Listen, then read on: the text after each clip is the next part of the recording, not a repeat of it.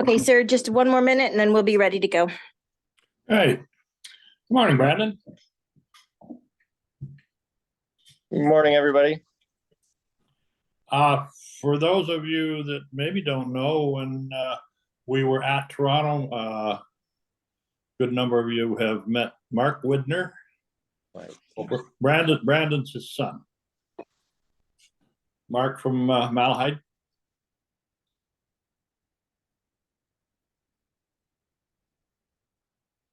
You let me know when you're ready to go there, Madam Clerk. Yeah, we're just getting a microphone set up. There are some people here for the drainage meeting, so I just want to make sure if they have a microphone to ask questions. Just give us a couple seconds.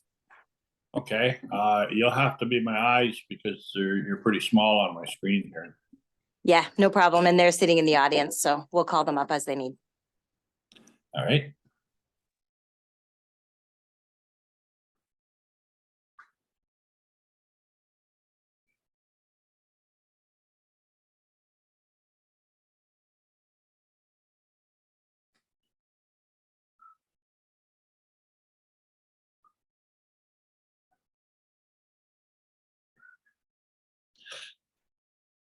Okay, so we can get started if you want to call the meeting to order and go from there.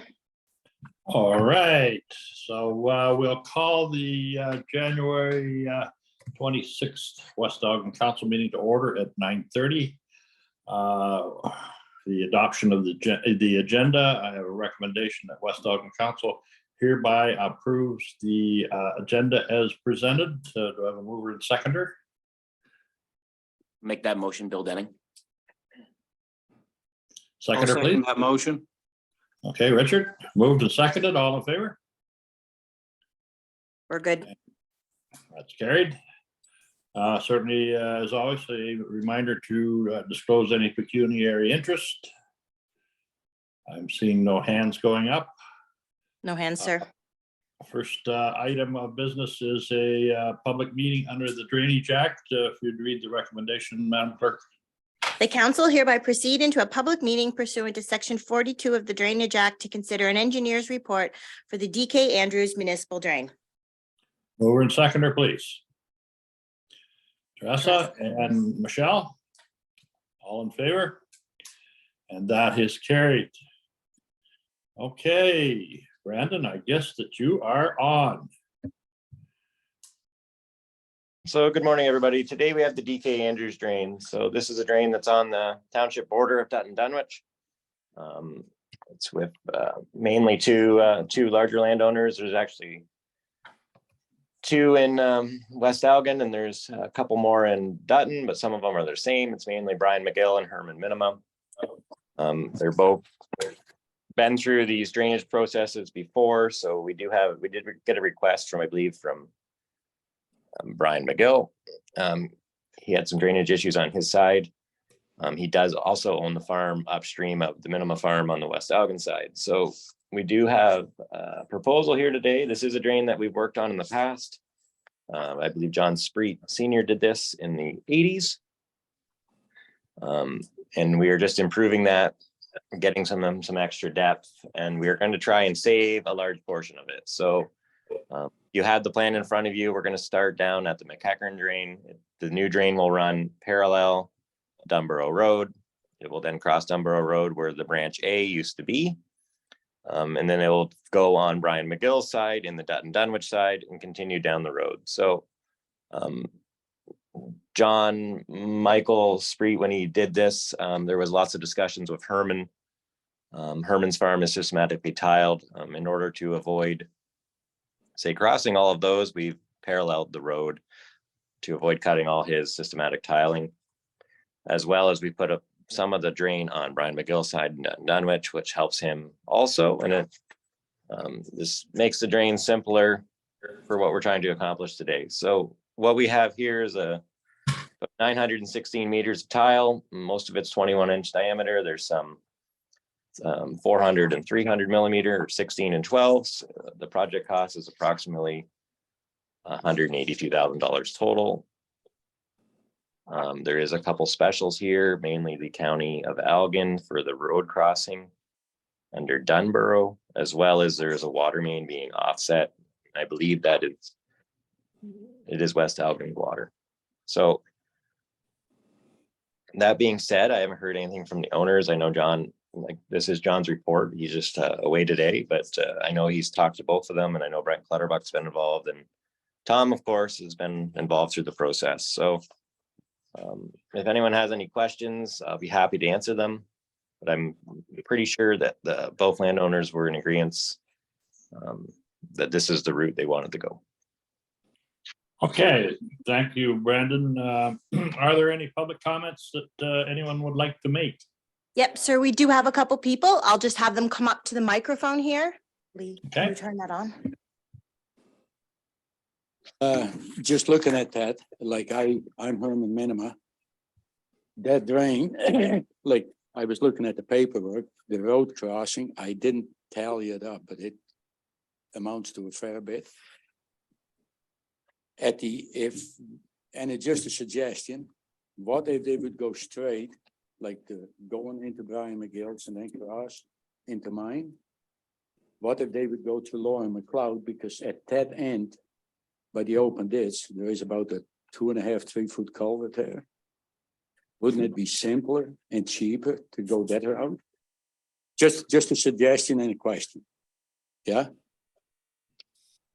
Because I was the one at the meeting that said I prefer not to see it go beside the existing one because of all the systematic retiling that was done there.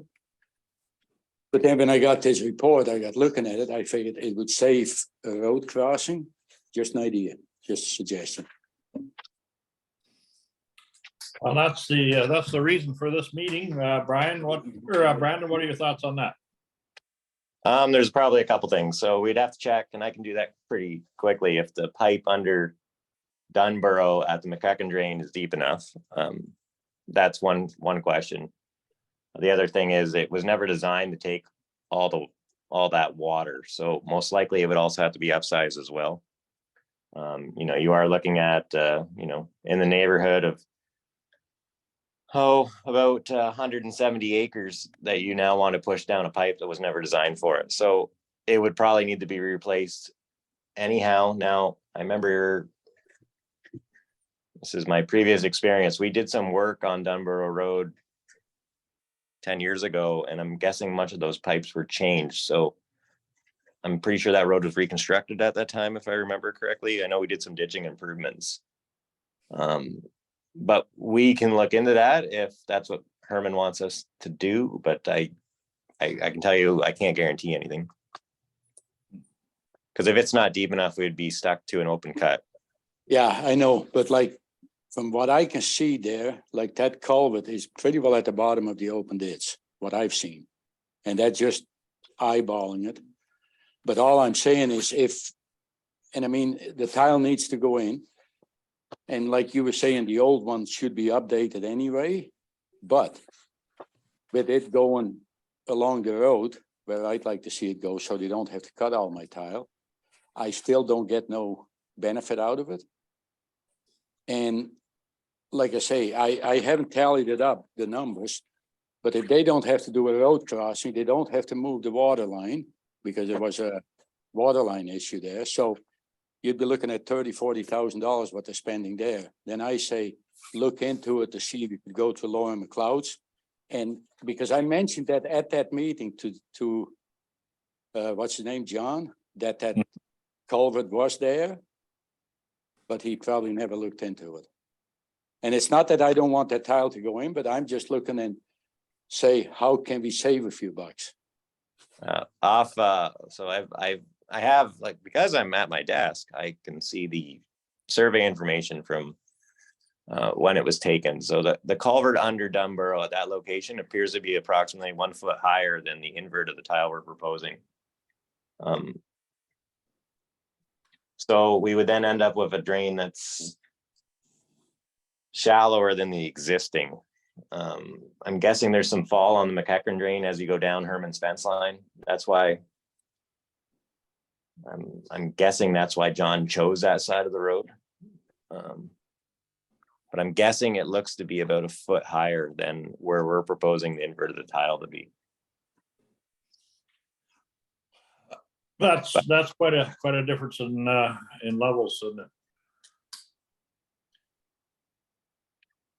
Well, it makes the drain no more deeper than the existing. So Mhm. this drain was done in 1980s, and I know Herman mentioned he doesn't get any benefit to it, but by twinning the drain, it then relieves the pressure off the drain from the 80s, and it gives him an improved design. More water will then be directed underground than over top of his land. It's regardless of where the tile goes, there's still benefit to the minimum farm, because it'd be benefit by cutoff. You're cutting off the water and redirecting it. Yeah, and by that. You don't need that. The boring is assessed to Elgin County. It's assessed at actual cost. So whatever it comes in at, that's what they get assessed. We do have items in here in the estimate, and typically we're fairly close, but end of the day, they pay actual costs. So that boring underneath that road, it's about $6,000 for the pipe, and it's about $13,000 to install it. And typically what we do is we grout the existing pipe, so there's no longer, in this case, there's a branch A there. That pipe's then sealed, so you have about $20,000 of construction. Open cutting is very similar price. Time you consider this road, I believe, it's either tar chipped or asphalt. It's tar and chip. Okay. So I guess as from an engineering perspective, taking into consider what Herman has brought to your attention, that your professional opinion is that the drain will work much better as per the way it has been engineered by John Michael. Yeah, and we can investigate it, but again, there is this intersection, I believe, is littered with gas mains, Legasco. I believe there's a fair amount of infrastructure, there's water. We can go and investigate that other route, but then we might lead to other, we might have more utilities to relocate or water main to offset. We are already proposing a water main offset. So what do you have any kind of estimate that taking this back for more investigation, what potential engineering costs we might have in that and still end up with the same original plan? Well, I guess one question I have is Tom Mohan or Brent Clutterbuck present? Yes. Tom Mohan's present. Okay. So, Morning, Brandon. and I apologize, I wasn't at these meetings. I know Tom and Brent would have been. I guess, was this brought up prior, or is there do you have any knowledge of what's at the McEachern drain? Unfortunately, I was ill and I wasn't able to attend that meeting. Is Brent here today? No, he's not. I guess we can investigate it if that's what council decides, but we do have a solution here today. You're still going to end up with a new road crossing, most likely. You also don't really have the blessing of that landowner. I believe he said McLeod. So this is the existing drain. You are taking it down a route which it didn't go. And if Mr. McLeod was not in favor, we have no reason to go that way. The natural route's through the minimum property. So you're pushing it on somebody that, let's say, if they don't want it, they could easily push back. So this could very easily end up into. Can I say something to that effect? Yes, please go ahead, Herman. Like, between Brian and I, we've had some bad blood once upon a time. And I said, I do not get any benefit out of this tile, but I said, let's put the damn thing in. So you know what, like, just because it's McLeod, does he have the right to say, I don't want it? Yes. I guess I have the right to say I don't want it, but you know what, everybody benefits. So then I feel no matter where it's gonna go. And like I say, I didn't take no readings at the outlet on the McEachern. So like I say, I'm just eyeballing it. But if you guys have the numbers there that it's a foot higher, then it's just gonna have to go where it's gonna have to go. But to say a landowner doesn't like it, well, you know what? Nobody in this room likes spending money on that tile. Yeah? But anywho, I said, put her in, forget about it. Well, thank you very much, Herman. I mean, that's the reason for this meeting is for, you know your land better than anybody else, but with a 1 foot variance makes it a lot more difficult, and you know, you can eat a lot of dollars up by sending it back to the engineer with engineering fees. And if you're comfortable moving forward with it as it's being presented here today, that's certainly, I think, maybe the best way to go. So thank you very much for bringing that forward. Anybody else, Madam Clerk, wishing to speak on this? I'm just gonna put calls for anyone who wishes to speak online. There are a few people. I'm not sure if they're here for this or other public meetings. If you are here to speak to the drainage, please use the raise your hand function in Zoom. Sir, I'm not seeing anyone. Does anyone else here in the audience wish to speak? I do not believe so, sir. Okay, so you've nothing, is Brent Clutterbuck online with us? No, I don't see him. He was invited.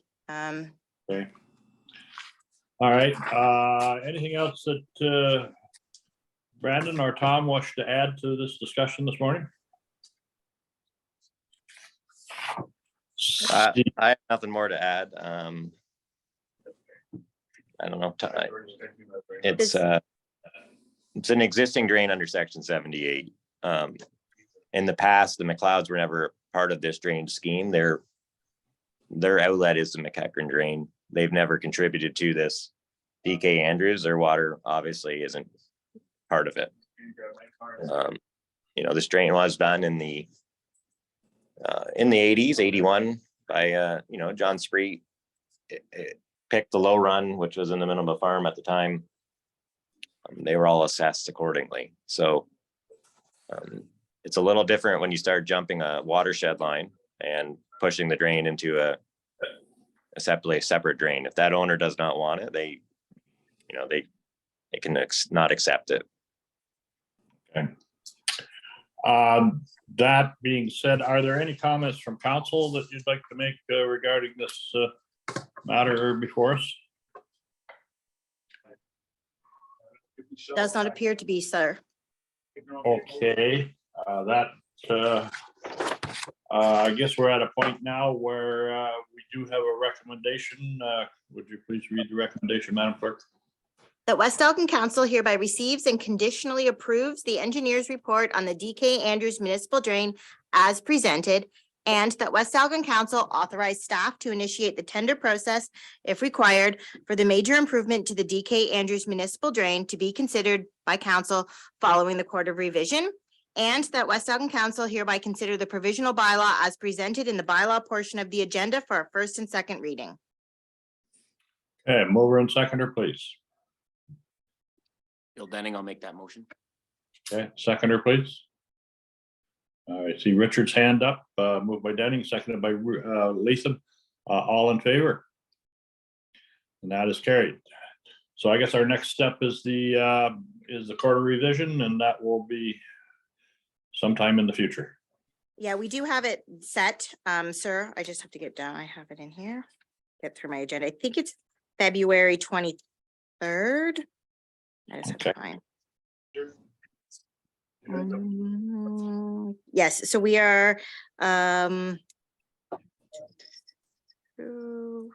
I've got a few drainage things here. We are setting it for 9 a.m. on February 23rd. So it will be before our council meeting on February 23rd.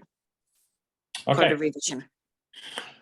I guess our next order of business here is to close the public meeting. If you could read that resolution, please, Madam Clerk. That West Elgin Council hereby close the public meeting held pursuant to section 42 of the Drainage Act at 9:48 a.m. to reconvene in the regular meeting of council. Mover and seconder, please. Councillor Tellier's got her hand up. Okay, seconder.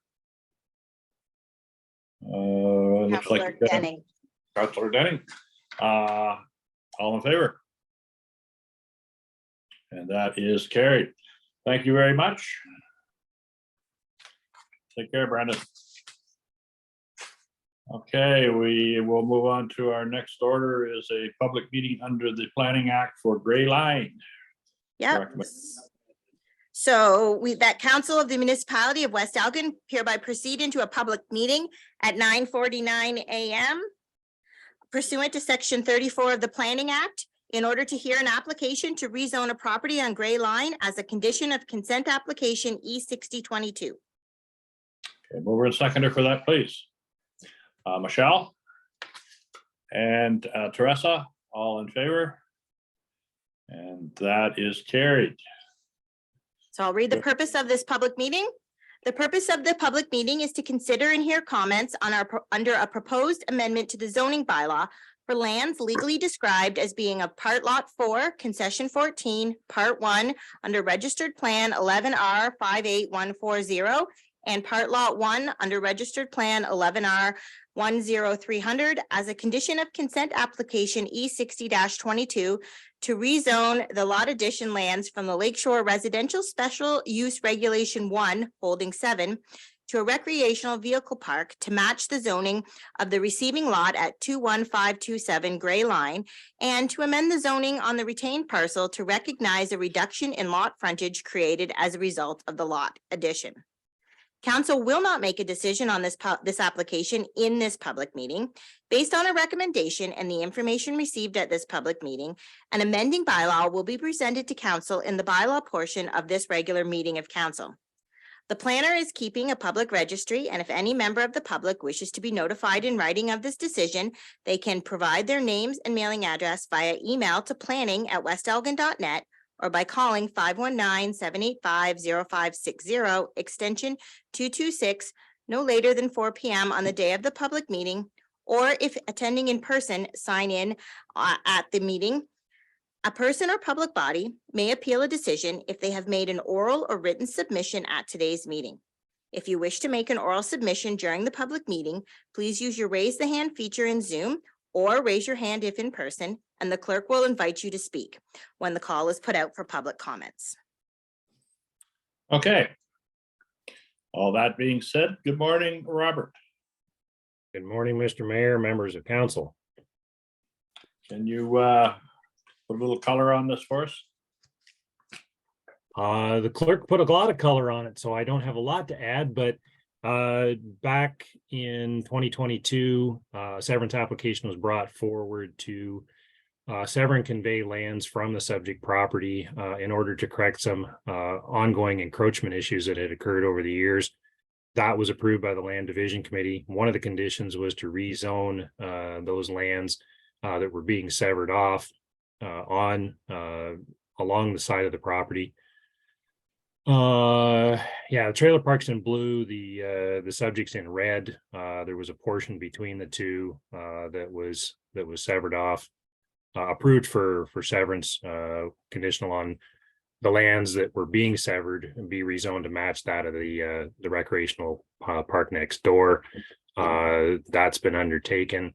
One side effect of conveying those lands, however, was the reduced frontage of what was left over was then further dropped below the minimum. They are retaining enough land to put in a driveway, or actually they have installed a very formal driveway that was inspected at the time the sign was posted on the property, so it's all in place now. And that was actually one of the requirements for the holding, was to establish, or for removal of holding eventually, was to establish a driveway into that property. So the zoning on that leftover parcel has been, it hasn't been changed, but it has been amended to recognize the reduction in the frontage. There was no effect of the zoning on either the county official plan or the West Elgin official plan. Those are often requirements under the consent policies that any zoning issues be addressed as conditions. Everything related to provincial policy was addressed through the severance application. And I've gone through the details of the zoning amendment itself. There was no additional, although things were circulated to staff, there was no additional comments as a result of the zoning. As such, unless there's questions from council or members of the public that may or may not be in attendance, that is all I have, Mr. Mayor. Okay, thank you very much, Robert. Are the applicants online here? Want to make any comments? I've got one. Yep, I'm just going to allow them to speak. Hold on one moment. Mr. Ferguson, if you unmute yourself, you'll be able to speak. Good morning. Good morning, sir. Mr. Brown fairly characterized the application and the background to this matter. His report is detailed and I adopt and support it. I have really no additional comments to make to it. It fairly characterizes the requirement under the provisions set out in the consent decision from the Land Division Committee for the County of Elgin.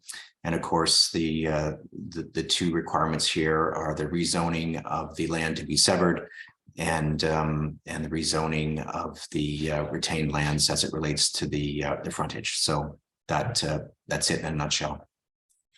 Okay, thank you very much. Do we have any public comments, Madam Clerk? So I'm going to make my first call for anyone from the public who wishes to speak. Please use your raise the hand function, or if any of the gentlemen here would like to speak, just come up to the microphone.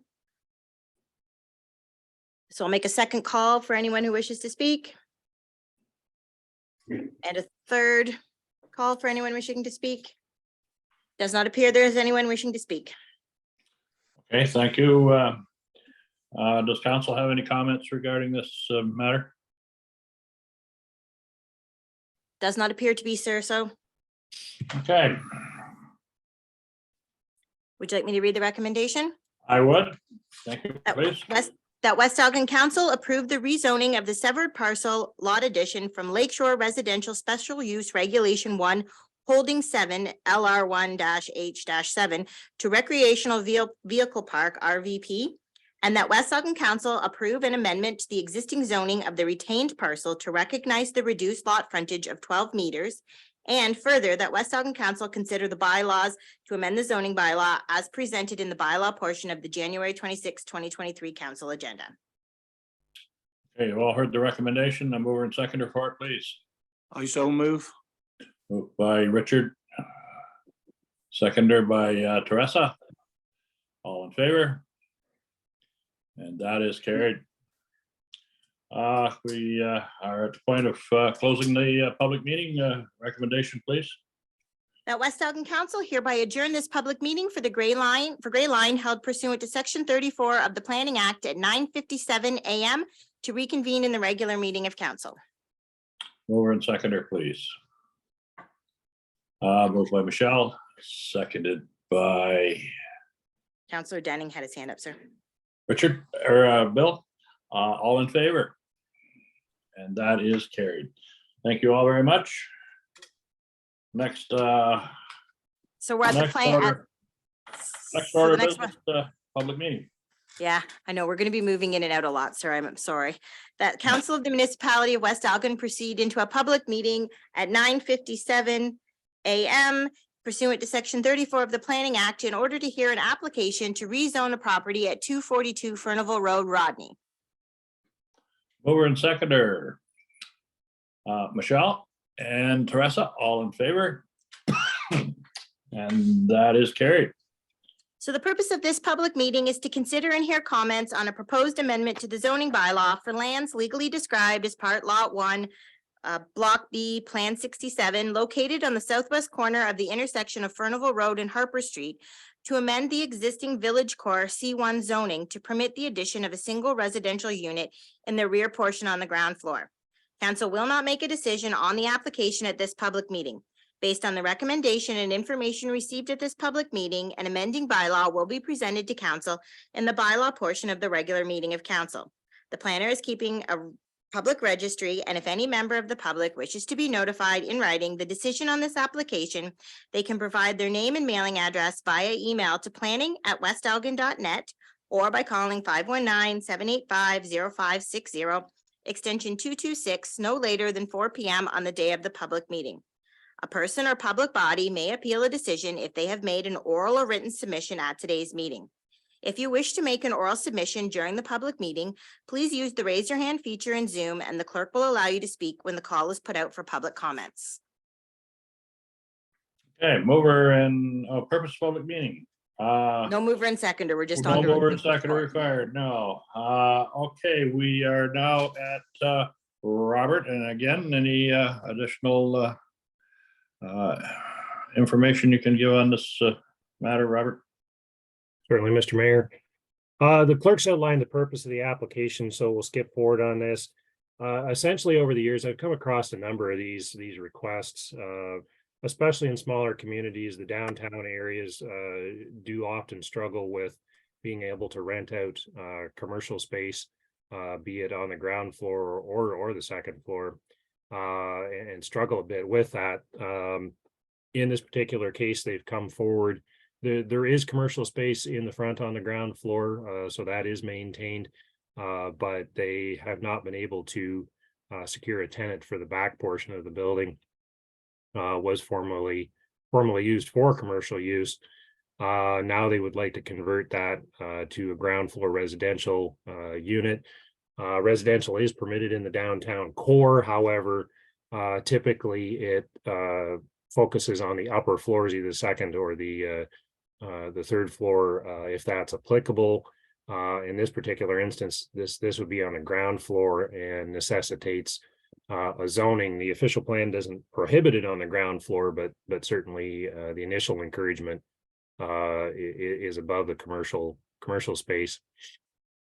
I've done a number of these over the years. They typically don't generate too much concern. It's much better, obviously, to have buildings occupied, used, and rented for the benefit of the property owners and certainly the municipality as well. So there's no issues raised by provincial policy statement. This is within the settlement area in the downtown core area. There's no concerns either at the county or West Elgin level for our official plans and the zoning itself.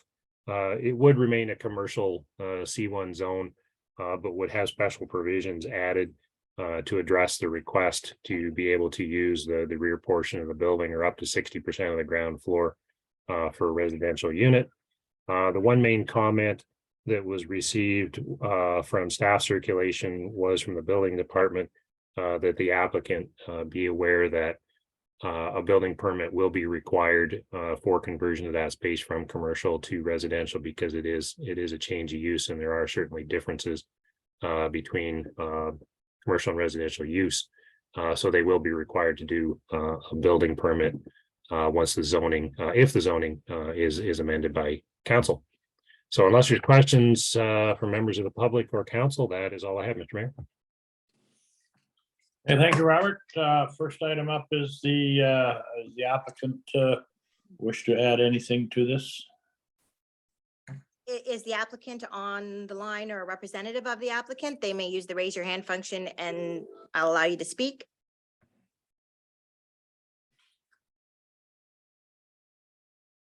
I don't see anyone using the raise your hand function, sir. So if you'd like to.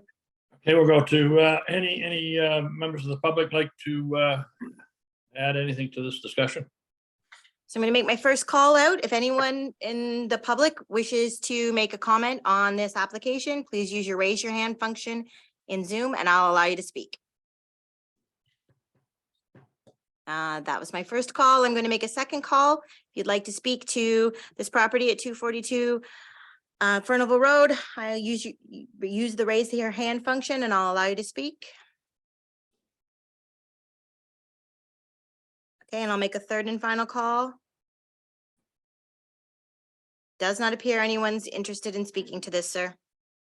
Okay, anyone from council have any comments regarding this application? Counselor Denning has his hand up, sir. Yes, Bill? So through the mayor, just a quick question with regards to this this portion of the property converting to residential. This is a more of a zoning bylaw question. I've looked into the zoning and I really can't get an answer. Does this impact the requirement of parking in any way with a different use? And if so, will it still be within compliance should this switch to residential? Is that true, Robert? Through you, Mr. Mayor, to Councillor Denning's question. It's always a challenge in the downtowns. Quite often, a lot of downtowns, obviously, most of the buildings don't satisfy the parking requirements today, either for commercial or residential purposes. When there is a change of use like this, we certainly look at, is there going to be a dramatic change between what it was used for or could be used for, and what it is planned to be used for. In this particular case, because it's no longer commercial use, the requirements actually go down quite a bit from what they would be. They weren't met, certainly on the lot, because the building covers much of the lot. But no, it will be no further out of compliance. It'll be no further in compliance with it. So we're treating it essentially as it's not making the problem any worse if there is a parking shortage, because it'll actually put fewer demands on the parking downtown as a residential use versus the potential for commercial. Thank you. But as I look at the map and knowing the property, there is some dedicated parking that goes along with that property. Is there not, Robert?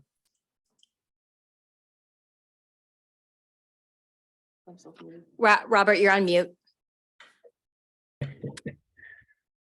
Yes, sir. Along the back, there is space for vehicles to park. There is enough, at least there for a vehicle utilizing the residential portion on the ground floor.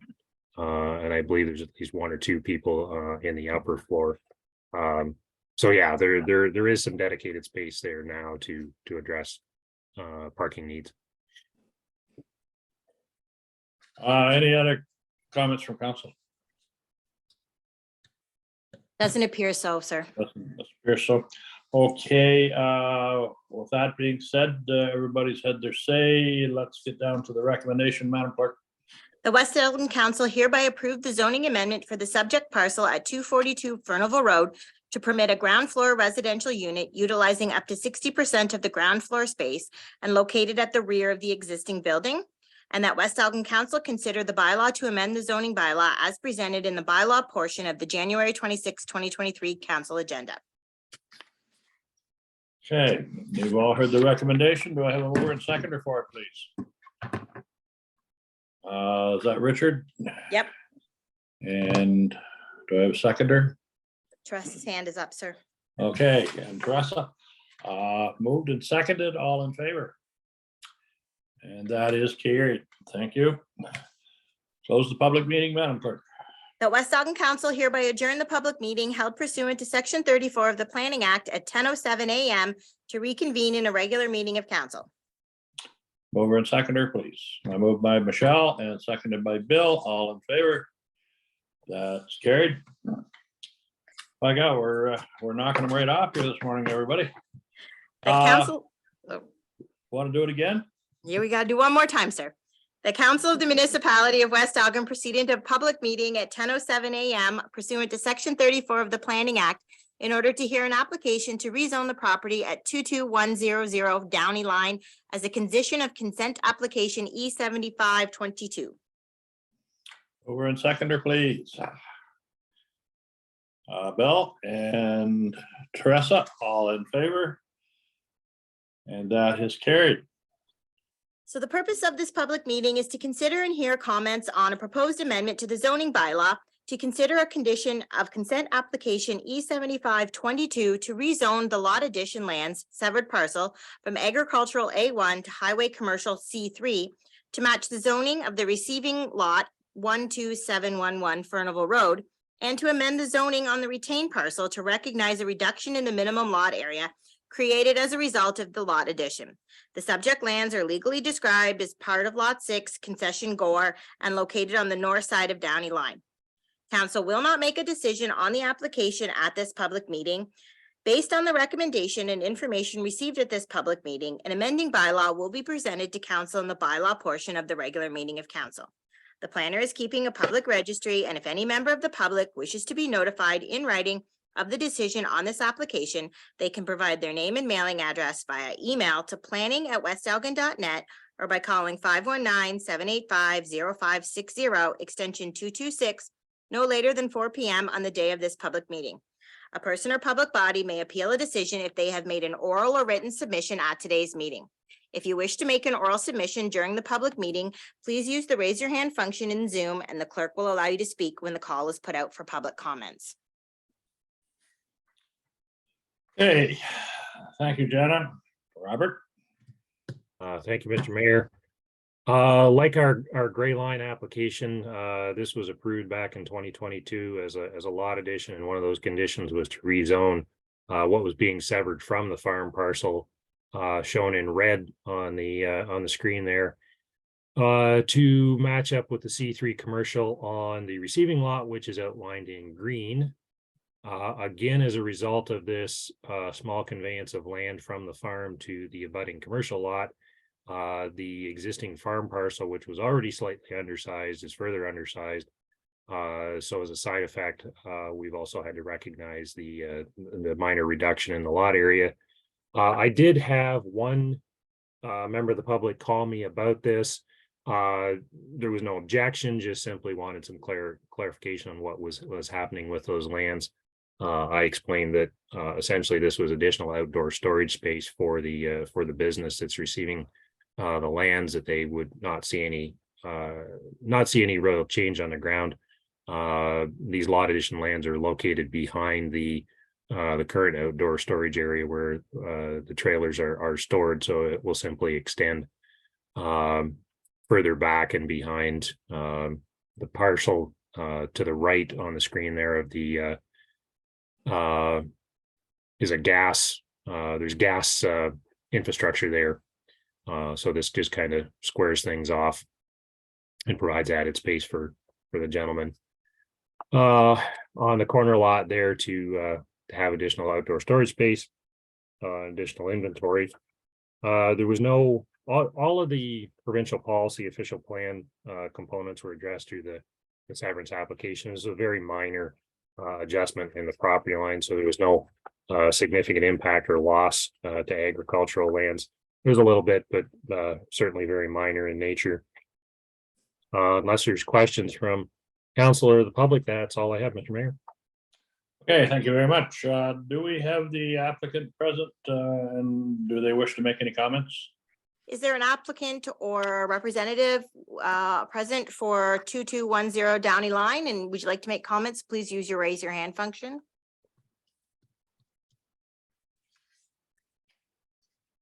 At this point, sir, I'd say there is none, well, that need to speak to anything. Okay, are there any members of the public that wish to weigh in on this application?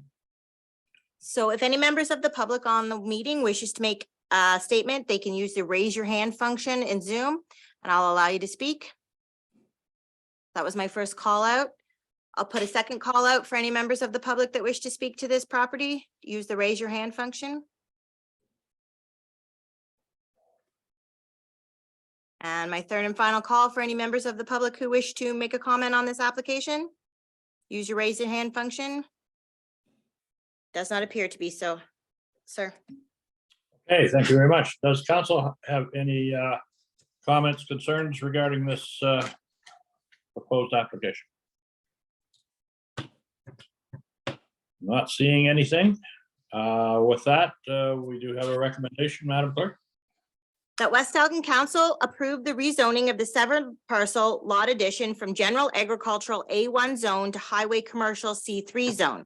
And that West Elgin Council approve an amendment to the existing zoning of the retained parcel to recognize the reduction in lot area.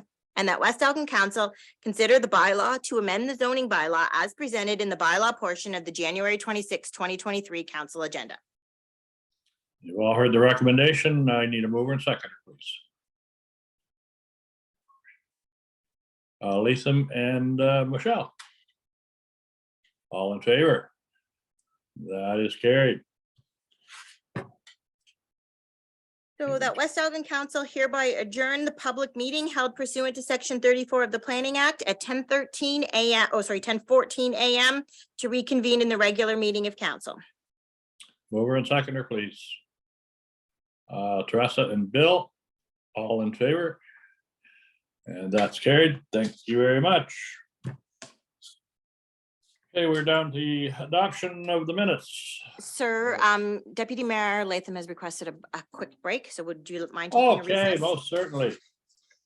So we're going to recess at 10:14 and return at 10:20. Give them everyone about 5 minutes. Sure. Okay.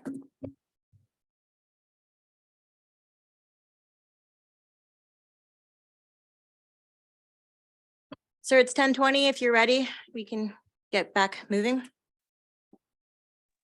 I got all hands back in deck, have we? We do, sir. All right, I guess our next order of business is the adoption of the minutes. You have a recommendation? That the minutes of the council meeting on January 12th, 2023 be adopted as circulated and printed. Mover and seconder, please.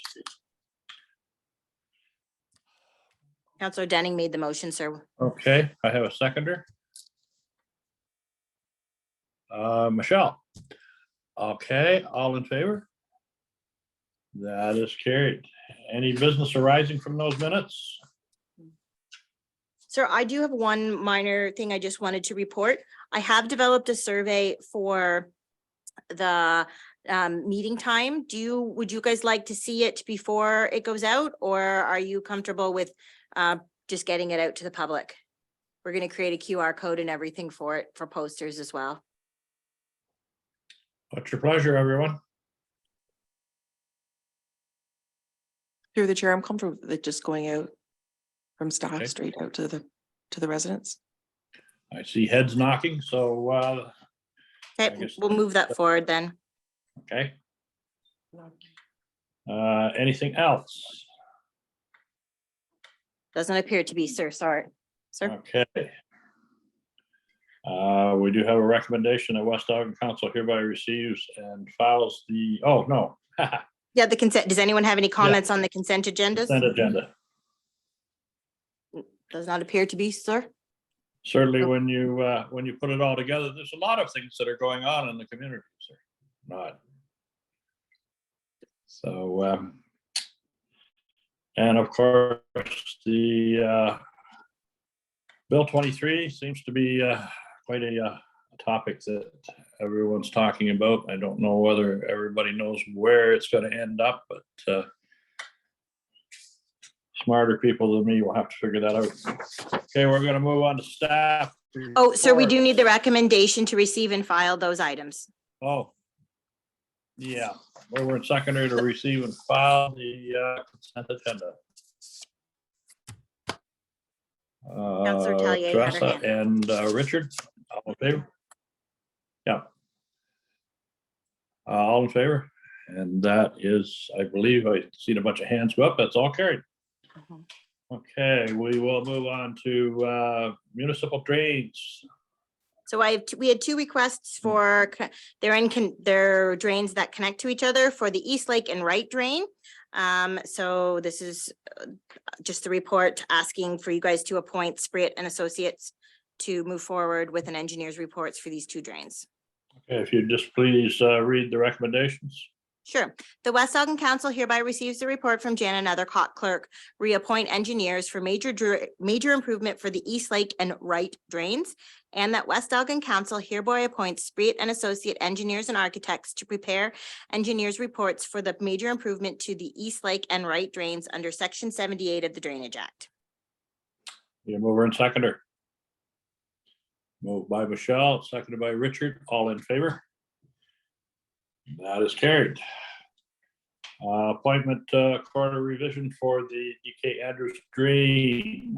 So this one, because we share it with another municipality, we can only appoint two members. So it's up to you guys to decide which two members of council you wish to appoint to this drain for the Court of Revision. Okay, I will call for volunteers. Anybody wish to sit on the quarter revision for the Andrews drain? Happy to do it if it doesn't interfere with council meeting. I don't think it No, does. it'll be just before the council meeting. Yeah. So, Richard, do you want to sit on that too? I'll go there. Okay, good.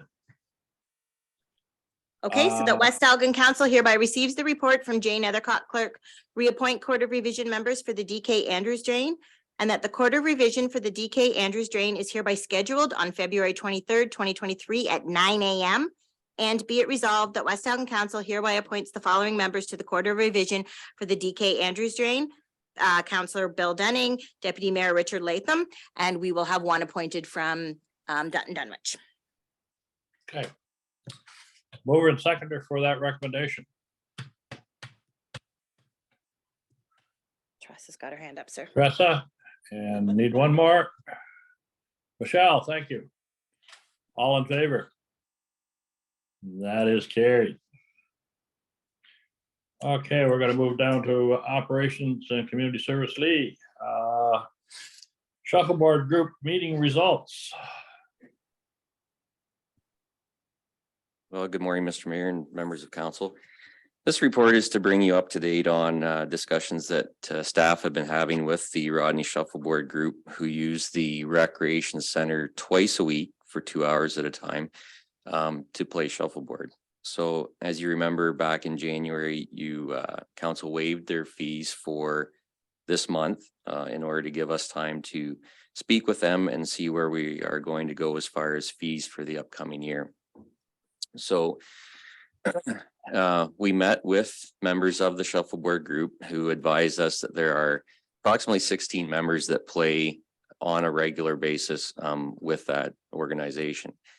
So we sat down and we looked at the number of dates that they would play over the course of a year, which works out, they don't play through the summer months, so it would work out to 77 dates for the entire year.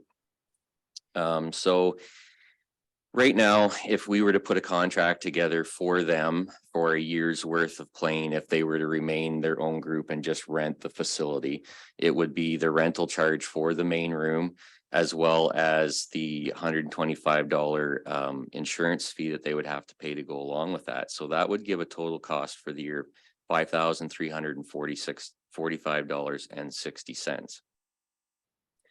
So if you divide that out amongst the 16 players, it works out to roughly $4.30 per day that each member would have to pay to come and play. So then we looked at, what would it cost them if we were to make the shuffleboard a municipally led program at the rec center. Currently in our fees and charges bylaw, it is $2 per event or per play for municipal run programs. But I will say that in the proposed fees and charges for 2023, we're looking to increase that to $3. And that's to bring that in line with other programming, such as, if an individual goes to the pool and swims for an open swim, or if they go to the arena and they skate for an open skate, those are $3 per individual. So that's the rationale behind that. So if you take the $3 per person proposed at the 77 dates, that's $231 per person for the year. So that's what it would cost them if they came to every date and paid their $3. That's what would cost them. So you're already looking at $100 savings per person there if to go to a municipally led program. And then as part of that conversation, the shuffleboard members asked us, because many of them do play every single time they do go. So they asked us if the municipality would consider providing any kind of discount if they were to pay their yearly fee up front, or pay their charge up front. So what we've done here is we provided just a little chart, and this basically shows of that $231, which would be their annual fee at $3 a person. If we were to provide a 10% discount for payment upfront in January, that would give them a $23.10 savings. So that would bring that cost down to $207. And as you can see, that would give them roughly 7 free games over the course of the year out of 77. So as you move down through that chart, you'll see we did show you what 15% looks like, and as well what 20% looks like. So, you know, in discussions with staff, I think that we would certainly be open to the idea of a small discount if they were to pay up front. Certainly, they're probably not going to make every single game for the entire year. So, you know, whether they pay that $3 each time, I feel in discussions with them that they think that for those that do go on a regular basis, that would be easier, is just to make one payment up front. And that gives the municipality the advantage of kind of knowing what we have as far as revenue at the beginning of the year for a good portion of that as well. So, you know, those numbers are for council to decide. They are, by taking it on as a municipally run program, they are already seeing quite a savings over what they would if they stayed as a group and rented the facility. But also in past years, they have been provided savings for use of their rec center. So, you know, the facility does cost money to operate, and certainly, you know, even at the full $3 per 2 hour use is still very cheap for activities in the community. So I guess if members of council have any questions, we'd be happy to answer them. Okay, council have any thoughts on this? Through the chair, No? I just want to thank Lee for a tremendous amount of work on this little project, and I appreciate the fact that this is something that's been created in mind of it being a foundational protocol for other groups in the future. So I think that what's been proposed here is a really, really reasonable compromise for not only the shuffleboard group, for other groups in the future looking for assistance with a venue. Anyone else have anything they want to add to? That was very well said, Bill. I think you probably captured the thoughts of a lot of us sitting around the table. No, certainly, Lee, I think that was very good work, and you know, it's amazing what you can do when you sit down and talk to people. All right, any more questions, concerns on this recommendation that our clerk is about to read? I actually want to clarify, you guys are setting it at the 10% discount? I'm not just exactly sure. It doesn't really say there, does It it? doesn't say, which is why you guys need to pick a price before I finish the recommendation. What would you recommend, Lee? Well, through the chair, I think that, you know, if we looked at a 10% discount, I wouldn't go any farther than that. Like I said, they are already getting a substantial savings by moving it to a municipal program. If you look at other operations that we have, like such as the trailer park, we do offer, that's how we calculate the weekly rate versus the nightly rate for seasonal, for transient camping. It's a 10% discount. So I think that 10% is a fair number if council chooses to move with providing an additional discount, but I wouldn't go any farther than that. Okay, everybody satisfied with the recommendation, listing 10% a discount to finish the recommendation off? Okay, it appears so, sir. So the West Elgin Council hereby receives a report from Lee Gosnell, Manager of Operations and Community Services, and that West Elgin Council hereby approve an annual fee of a 10% discount for municipal programs that opposed to paying the $3 per individual attendance for shuffleboard. Or would you like this to be set for all municipal programs? Or would you like to just set it for shuffleboard? Well, I think would it not be reasonable to set this for shuffleboard and then use it as a template for other organizations that possibly we need to have a discussion with before?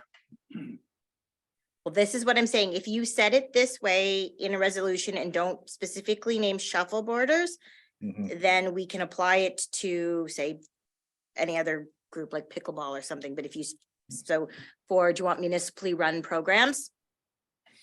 What's your pleasure, everyone?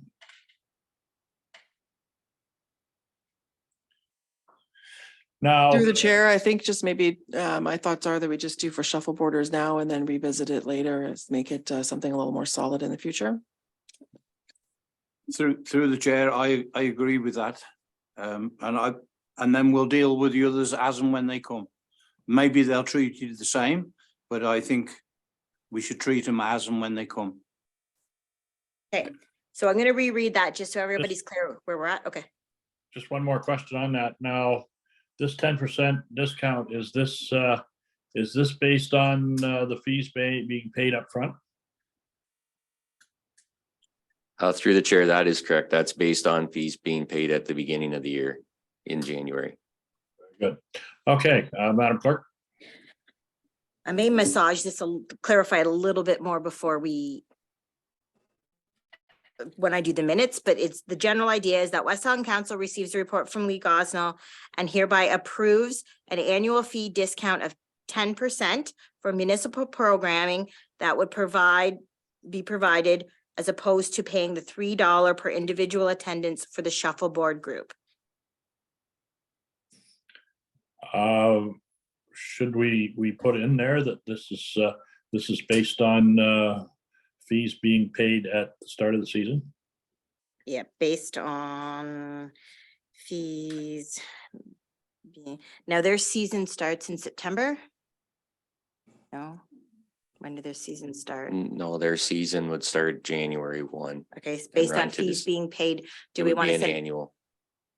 by, do you want it? No, I'm just gonna say, do you want it set at a certain, they have to be paid by a certain time?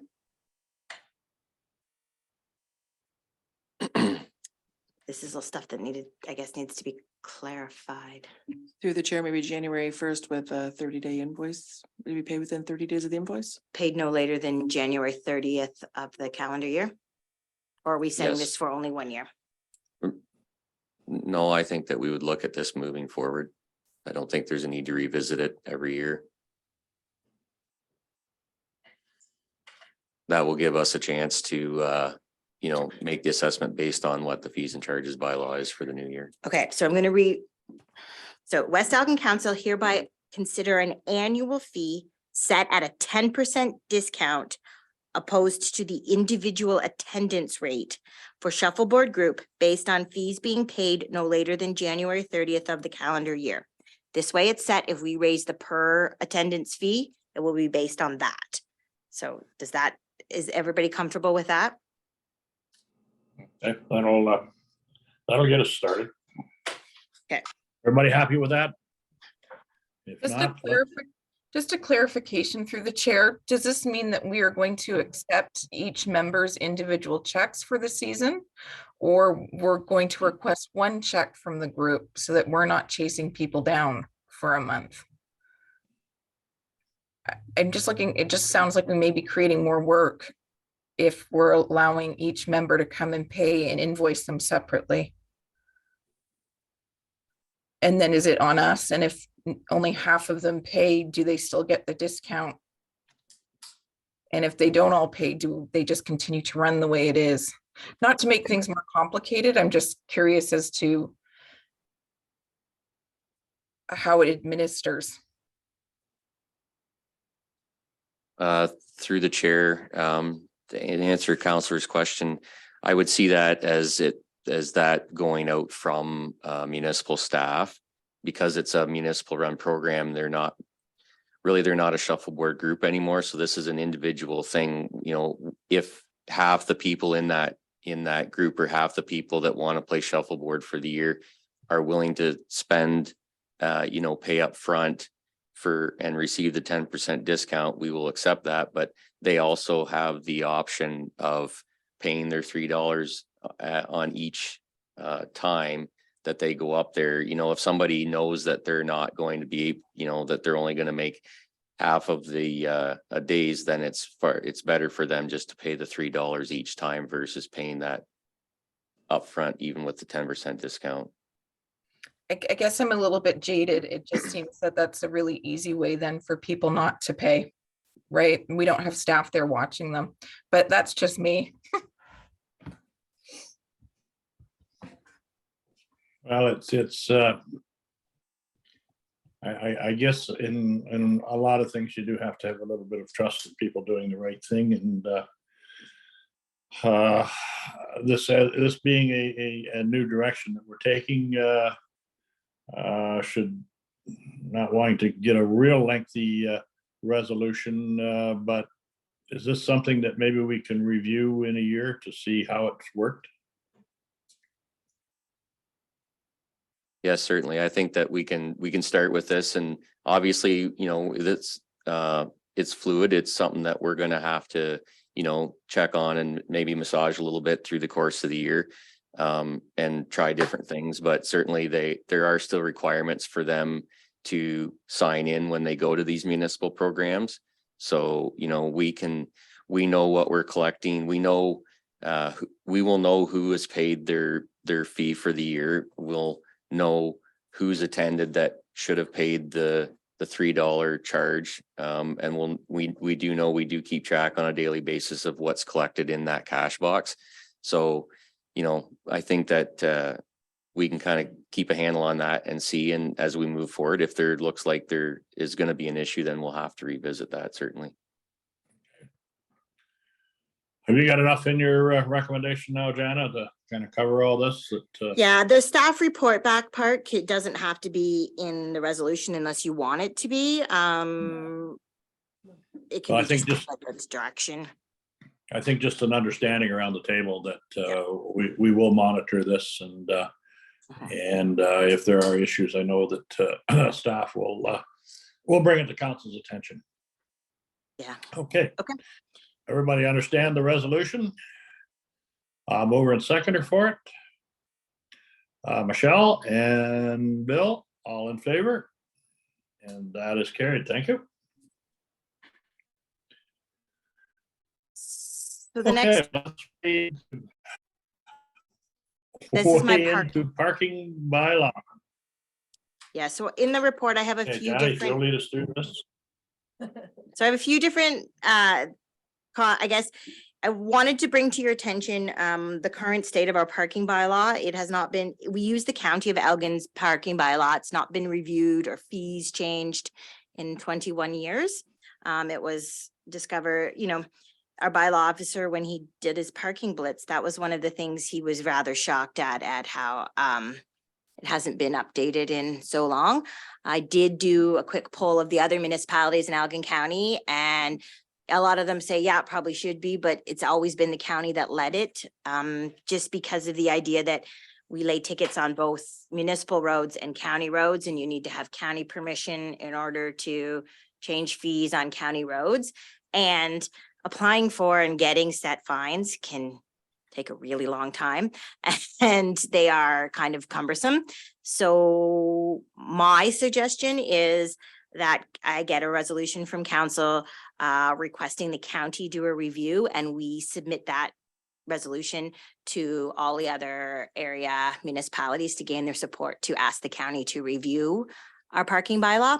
Central Elgin is the only one who has done it, and they had to do it when they brought in parking, paid parking at the waterfront. Their advice from their CAO clerk was, yeah, if you can get the county to do it, it's probably better, because it took them a long time. But they did raise all their fees. And as we know, there are some parking issues. If we can get it done together, it probably would be more effective for the county to do it than staff. So. I did have some discussion with some of my fellow mayors, and I believe there's an appetite to have a good look at this, simply because of the fact that it's been so long since it has had any attention. So this is where it has to start, is a request from West Elgin for Elgin County to review their parking bylaw, certainly with the support of council here, we'll get that letter off to them, and I will, whisper in everybody's ear that this is a good thing for everybody. So what? So the resolution would be that West Elgin Council hereby requests staff initiate a letter to the County of Elgin to review bylaw EC1 parking bylaw, and that a similar letter be sent to all Elgin County area municipalities to gain their approval for such a review. Okay, do I have a mover and seconder for that initiative? Bill and Richard, all in favor? That's carried. I was just noticing in the agenda there that I signed that original parking bylaw. 2000, yeah, I think it was your last, the very end of your first term, I guess, as West Elgin mayor. When it was after No, I amalgamation. would have signed that as Elgin County Warden. Okay. All right, we're done with that. Financial administration. Yeah, there's no reports. I forgot to delete that. I'm sorry. That was my Okay. my fault. Committee and board reports, council reports from committees. Anyone have anything that they would like to share with the rest of us? I'm not seeing any hands in the air.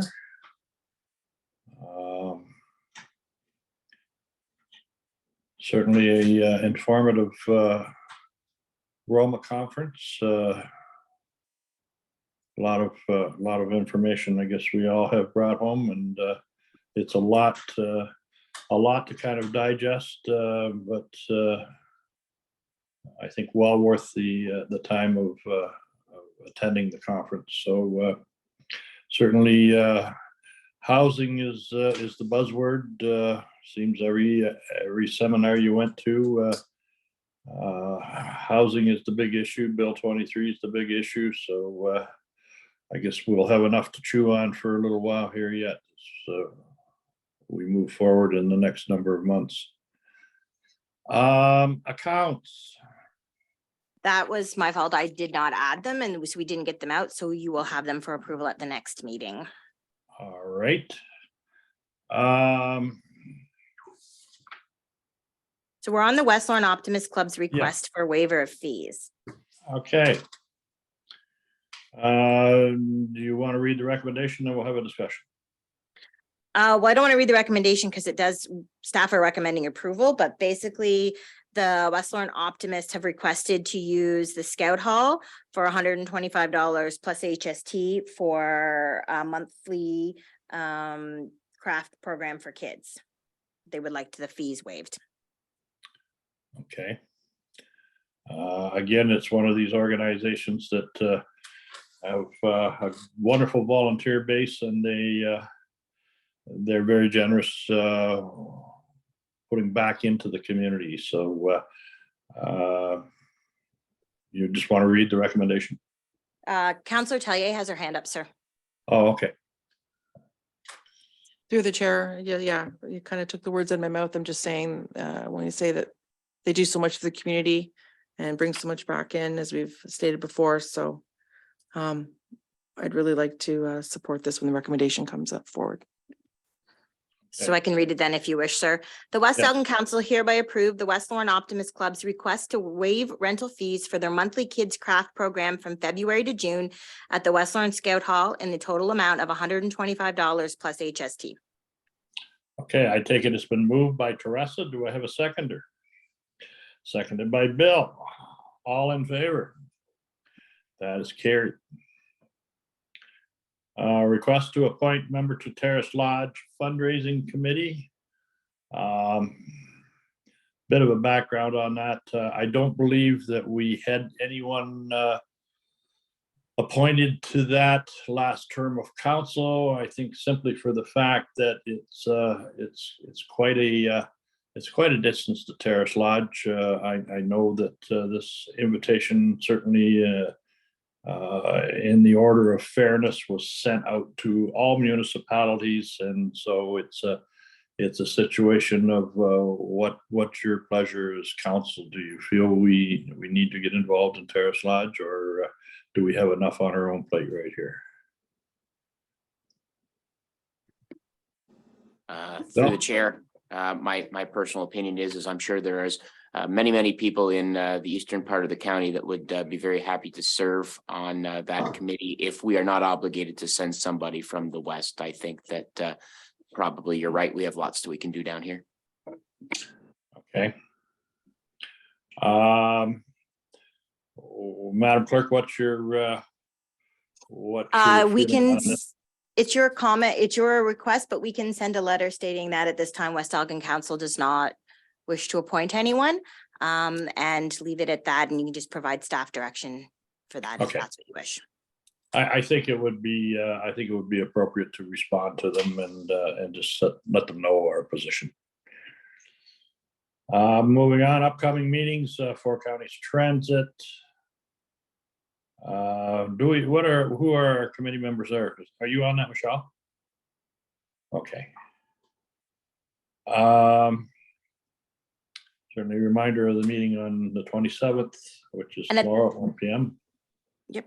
The committee of the whole training session, it appears we're going to be running it out of here. It's a hybrid version, so you can attend virtually or you can come. We'll be here in this room otherwise. All right. There's certainly the Tri-County Water Board Yes. meeting. That's not a meeting, it's a meet and greet. Yeah. So if you wish to meet your other members of the committee, you can go. If not, there will be no business. There's no agenda. It's just come and tour the plant and meet Aqua staff. Okay. Then our council meeting on February the 9th at 9:30 a.m. And then staff are requesting to present the budget on February 16th at 9:30. It will be as a committee of the whole meeting. So it'll be the first introduction of the budget and PowerPoint information. We just need a resolution if you're comfortable with setting that meeting date. Okay, everybody satisfied with that date? And if you are, I'd entertain a mover and seconder. Moved by Michelle and seconded by Bill, all in favor. And that is carried. Okay, we'll just keep moving along here. Anyone have inquiry, or does anybody have something, announcement they'd like to share with council? Michelle. Through the chair, as of Tuesday, all $100,000 has been given out to our businesses in West Lorne from FedDev and My Main Street. The last application was rushed through and approved Tuesday morning. Okay. Anyone else have? You've worked very hard on that project, haven't you? We expanded the boundaries last minute last week because we were unable to meet it. So Natterjack, Fitborough, and then Filehair were allowed to be put into the program so that we could meet all 10. And then we were granted $10,000 that will be used for a community event in the future to support small businesses on both main streets. So. Excellent. Well, thank you very much for that hard work that you've done on the Main Street program, and certainly it's benefited a lot of our businesses within West Elgin. So on behalf of council, thank you for your hard work. Any other announcements? Anyone have a notice of motion? Anybody have a statement or inquiry they would like to make? Okay, any matters of urgency? We now reach the bylaw portion of our meeting, and we have a fair number of them. So Madam Clerk, if you'll. So we're on to bylaw 2023-05 to provisionally adopt the DK Andrews engineer report. The bylaw 2023-05 being a bylaw to provide for the DK Andrews drain in the municipality of West Elgin be read a first and second time and provisionally adopted. Mover and seconder, please. Michelle and Richard, all in favor? And that is carried. So bylaw 2023-06 to amend the zoning bylaw on Gray Line.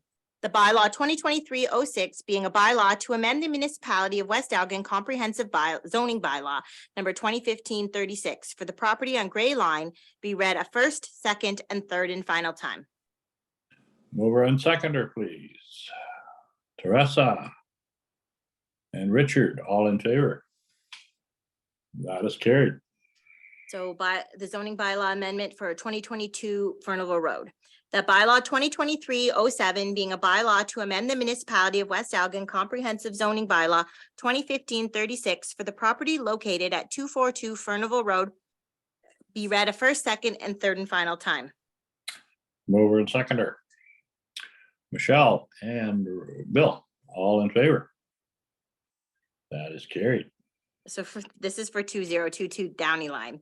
That bylaw 2023-08 being a bylaw to amend the municipality of West Elgin comprehensive zoning bylaw number 2015-36 for the property known as 22100 Downey Line be read a first, second, and third and final time. Mover and seconder. Bill and you got your hand up, Tressa? Yes. Yes, Bill and Tressa. All in favor? It's carried. The next bylaw is our interim tax levy. This is a standard bylaw that we have to set every year in order to be able to collect taxes. So that bylaw 2023-09 being a bylaw to provide for an interim tax levy for 2023 be read a first, second, and third and final time. Maybe just give Michelle and Bill a little background on this. For the first two tax installments of 2023, it's based on 2022's tax rate. So as we don't have our budget done yet, they allow you to continue on with the previous rates, and then you make the adjustments in the second or third and fourth quarters of 2023. So mover and seconder for the interim tax levy. Richard and Michelle, all in favor? Carried. So this is our fees and charges bylaw. Before we get to this, we just wanted to note that there has been, we follow the county mileage and there has been an increase. No, mileage is set from, oh, sorry, Revenue Canada's mileage rate is what we have to follow.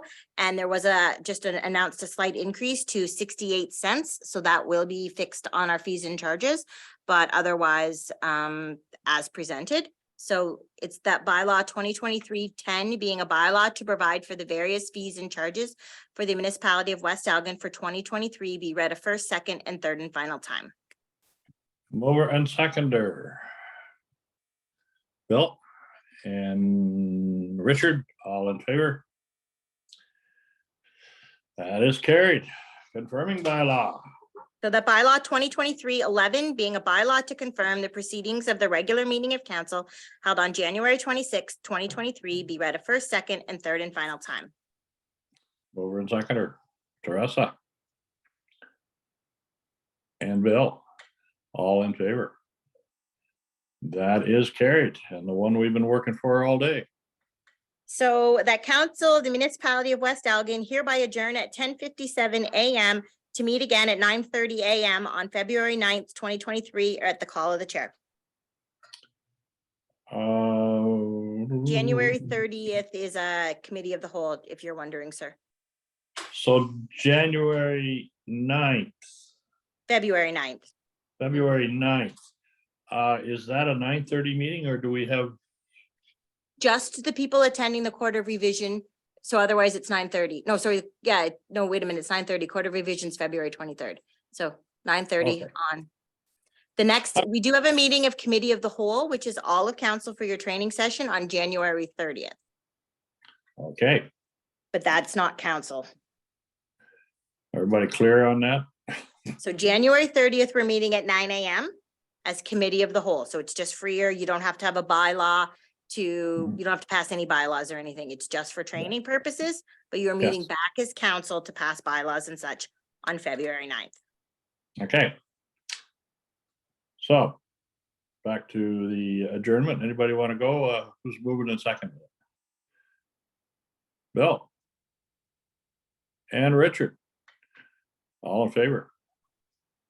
That is carried. Thank you all very much. Have a great day and we'll talk to you all soon.